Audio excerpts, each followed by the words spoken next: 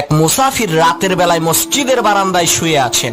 এমন সময় এক চোর মসজিদের মাইক চুরি করে নিয়ে যাচ্ছে। তখন সেই মুসাফির পেছন দিক থেকে চোরটিকে শক্ত করে ধরে চোর চোর বলে চিৎকার করতে থাকলো। তাদের চিৎকার শুনে এলাকাবাসী এসে দেখতে পান দুইজন অপরিচিত লোক, আবার দুইজন লোকই একজন আরেকজনকে চোর বলে চিল্লাচ্ছেন। আসলে চোরকে সেটা তো আর এলাকাবাসী জানে না। তখন এলাকাবাসী এই দুইজনকে এলাকার মাতব্বরের কাছে নিয়ে গেল।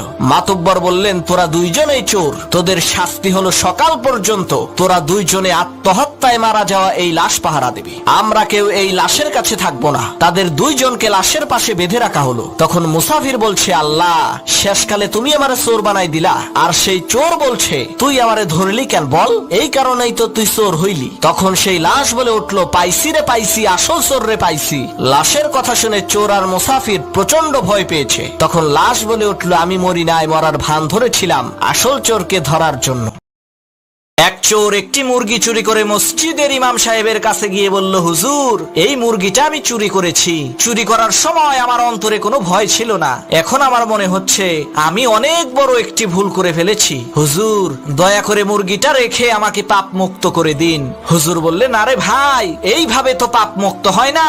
যার মুরগি চুরি করেছেন মুরগিটা তাকে ফেরত দিতে হবে, তাহলেই পাপ মুক্ত হয়ে যাবেন। চোর বলল, হুজুর, ফেরত দেওয়ার চেষ্টা তো করলাম, কিন্তু মুরগির মালিক ফেরত নিতে রাজি তো হচ্ছে না। হুজুর বললেন, তাহলে তো আপনি পাপ মুক্ত হয়েই গেছেন, কারণ আপনি তো মুরগির মালিককে ফেরত দেওয়ার চেষ্টা করেছেন। তখন মুরগি চোর খুশি মনে বাড়ি চলে গেল। এদিকে হুজুর বাড়ি ফিরে জানতে পারেন ওই চোর অন্য কারো মুরগি চুরি করে নাই, বরং ওই হুজুরের নিজের মুরগিই চুরি করেছিল। তখন হুজুর মাথায় হাত দিয়ে বলল, আল্লাহ, জীবনে বহু চোরের কথা শুনছি, কিন্তু এই রকম উকিলের মতো বুদ্ধিমান চোর যে আছে তা আমার জানা ছিল না।